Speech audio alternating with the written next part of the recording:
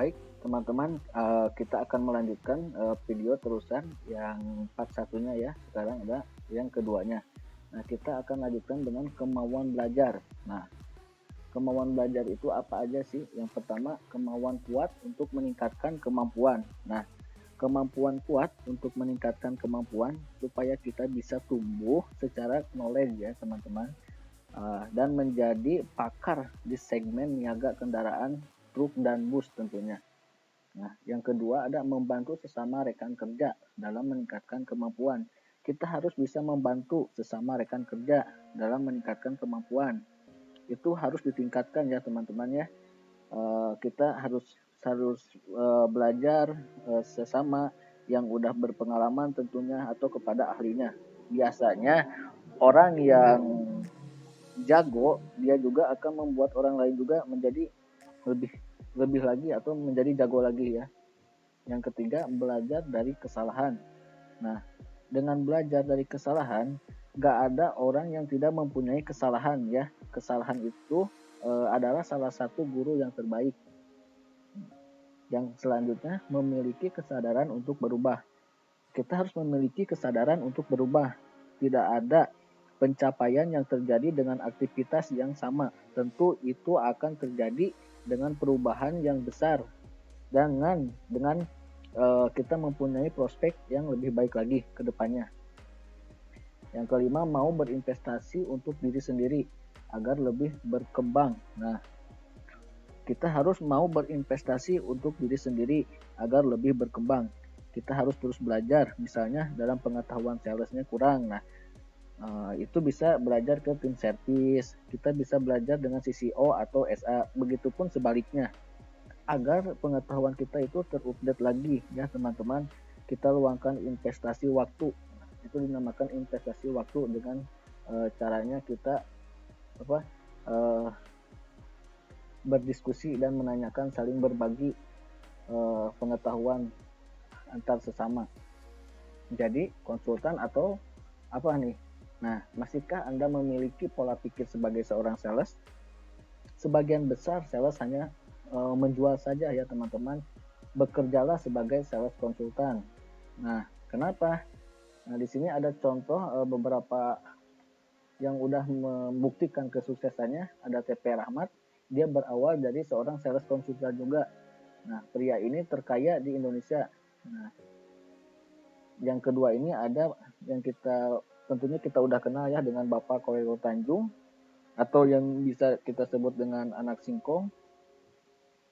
Dia jualan juga dulunya, dan sekarang bisnisnya semakin berkembang, ada di media dan lain-lain sebagainya. Nah, jadi bakar motivasi teman-teman. Nah, kita harus bisa mewujudkan semua itu dari kerja keras teman-teman ya. Tidak ada yang sukses tanpa kerja keras. Sukses itu bukan tujuan, tapi sukses itu perjalanan ya teman-teman. Nah, bagaimana caranya? Wujudkan impianmu sekarang. Nah, di sini ada empat tentang tata cara kita bagaimana sih meraih kesuksesan itu. Nah, the power of dream. Nah, sukses itu ada prosesnya. Ya, tentunya sukses itu ada prosesnya.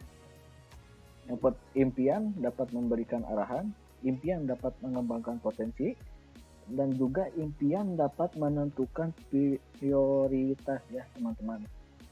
Namun, hanya sebagian orang yang mampu mencapai impiannya. Jadi, bagaimana impian bisa menjadi kenyataan? Nah, spesifik nih contohnya teman-teman. Nah, kita harus memiliki cita-cita itu secara spesifik ya teman-teman. Nah, kenapa dengan secara spesifik? Tentunya agar bisa terukur juga ya teman-teman. Nah, dengan spesifik misalnya kita punya target nih, kita ingin membeli dalam minggu ini mobil Avanza seharga 250 juta, tipenya G, warnanya merah marun misalnya. Nah, kita harus spesifik ya.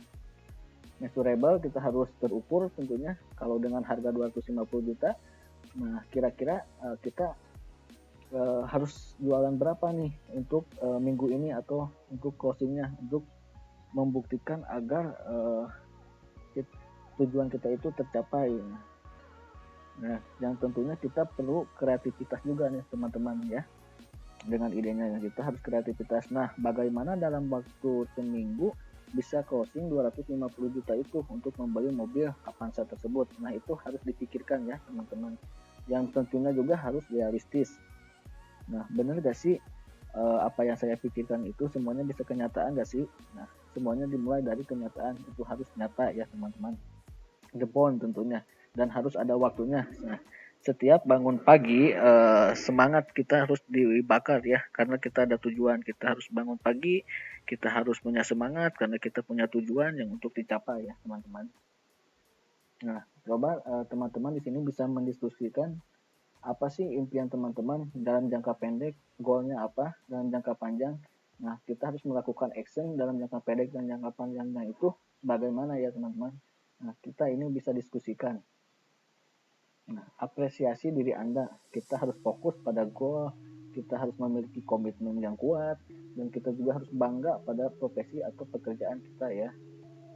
Nah, berperan sebagai, kita juga bisa berperan sebagai apa yang telah kita capai ya teman-teman, agar itu salah satu menjadi motivasi juga buat teman-teman sebelum benar-benar berhasil mewujudkan impian teman-teman. Nah, di sini kita bisa bertindak seolah-olah kita sudah berhasil mewujudkan impian tersebut ya. So, jadi masihkah berpikir terpaksa kecebur di dunia sales? Nah, tantang diri teman-teman ya untuk berusaha lebih, karena apa? Meraih impian bukanlah bicara mengenai berapa lama waktu untuk mencapainya, tapi kapan waktu untuk memulainya. Jadi mulai dari sekarang, jangan dipikirkan tapi harus dijalankan ya teman-teman. Nah, jika tidak ada hal yang menantang diri teman-teman, maka tidak ada yang berubah diri teman-teman ya, kecuali teman sendiri yang akan merubahnya. Nah, di sini kita bisa menantang diri kita ya teman-teman. Tantangan tidak menyakiti, namun membuat semakin kuat. Dengan kita melakukan tantangan, artinya kita telah melakukan perubahan-perubahan ya teman-teman. Semoga dengan adanya sharing mindset ini untuk konsultan sales, teman-teman bisa lebih produktif lagi dalam penjualan dan bisa closing yang lebih besar ya teman-teman. Mungkin ini sharing dari saya untuk presentasi kali ini. Mohon maaf ya teman-teman bila ada kesalahan. Wassalamualaikum warahmatullahi wabarakatuh.